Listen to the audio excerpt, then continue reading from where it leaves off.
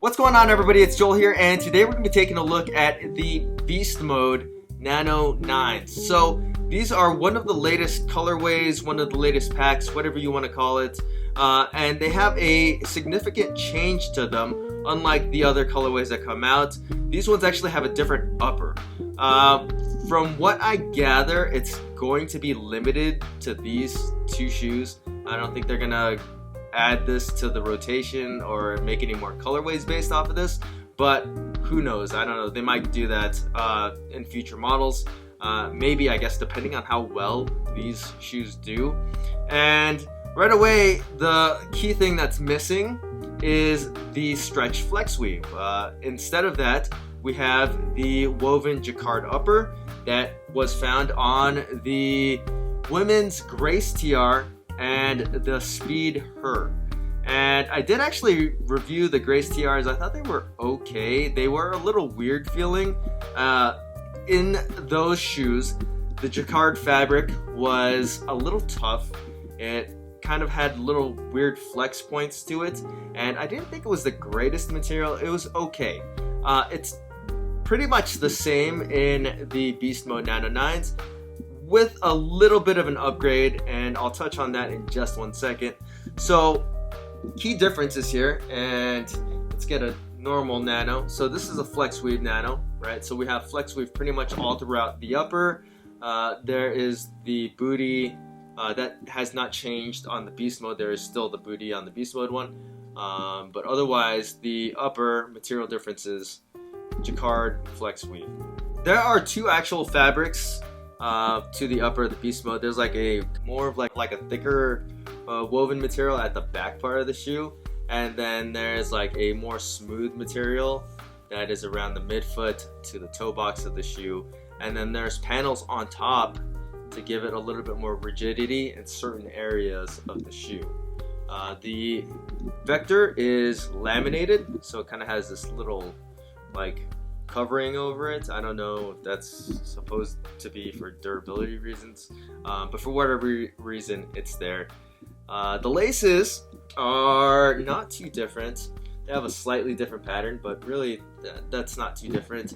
I do like the little lace tips. They have like a orange yellow gradient. It's on both of them. It actually sticks out pretty good on the black model.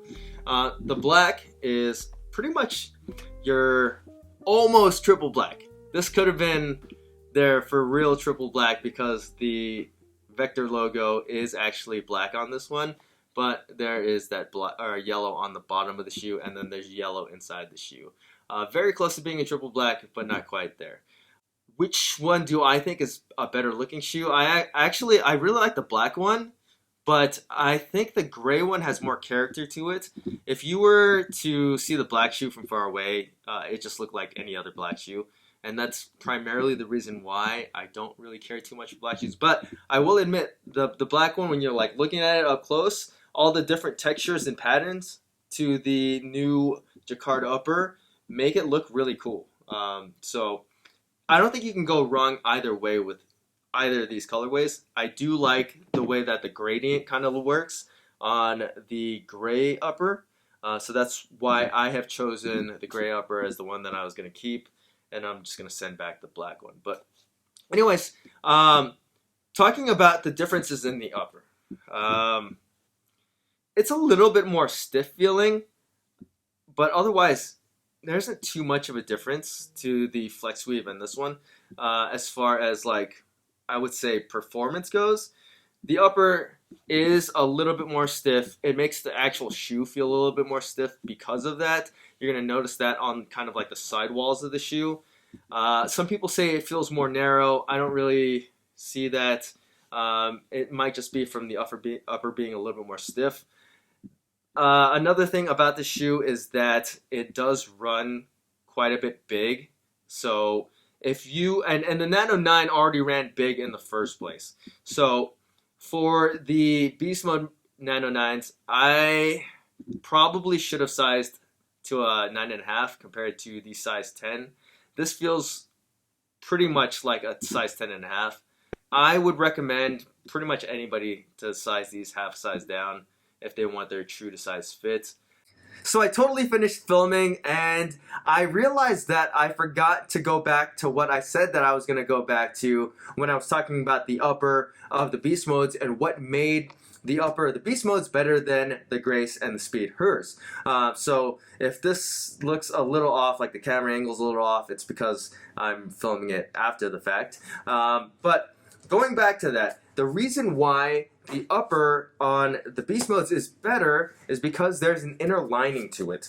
And the Grace and the Speed hers, from what I remember, there was not an inner lining to the Grace and the Speed hers. So it kind of had this crumply feeling to it. It's very unpleasant on the top of your feet, and it was just not very comfortable. And that's the main reason why I didn't like the Grace her. At least. That's the only one I tested. I didn't really test the Speed hers. But the beast modes do have an inner lining. It's like a soft inner lining, kind of like, I want to say, like the Nano 8s. More like that.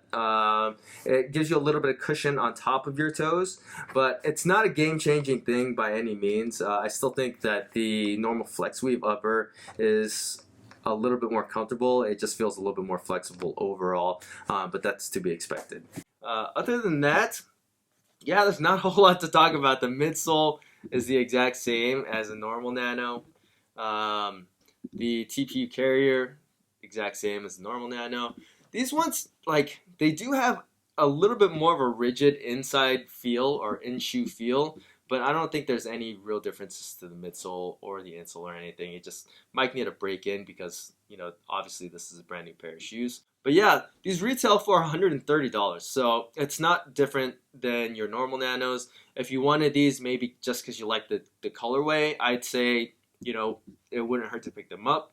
But otherwise, if you have normal Nano 9s, I don't think there's a huge or compelling reason to pick these ones up. Yeah, they do feel a little bit more stiff, so they might be theoretically a little bit better for weightlifting movements, but honestly, I don't really think it's going to make too much of a difference. I already thought the Nano 9s were like the most rock solid lifting shoe to begin with, so I don't really think that you're going to be gaining a whole lot with the Beast Mode Nano 9s. But I do admit, you know, like the gray looks pretty cool, the black looks pretty cool. So if you like the colorway, definitely look into picking these ones up. So I have a few other pairs of Nanos that I haven't made videos on, and I thought I would just roll them into this video just so that you guys can check them out. So this is the Country Strong Nano 9, and this is, in my opinion, one of the better colorways to come out for the Nano 9. I actually do like kind of like the parchment type color Nano 9. It's like a almost tan Nano 9, and it does have a speckled TPU carrier. It's like I would say a dirty flag. Is what it looks like. So this is the clean flag, and that's the dirty flag. The women's Country Strong has pretty much the opposite of the men's one. I think the men's one looks better by far. The women's does have a red carrier that has speckles on it and then has blue vector. The men's just looks really clean. Like this one blows the original red, white, and blue colorway out the water, and it blows the fade pack out the water. This one is really sick looking. The laces are like a white flake on blue plus a little red tip. These ones legit. I don't know if these are the for real flag packs, but you know, they're pretty close to them. And then the outsole is just the red and blue. It's a little translucent, you can see through it a little bit, but that's about it. And then finally we have the beach season pack, which is this is the Wadapalooza colorway, and this is a huge swing and a miss. Man, they could have done a lot more with this colorway. It's just black, and then it has a little bit of pink at the heel, and then pink at the bottom on the outsole. It just looks like the shoe or this colorway is an afterthought, and they kind of just like spray painted pink on the back heel of the shoe.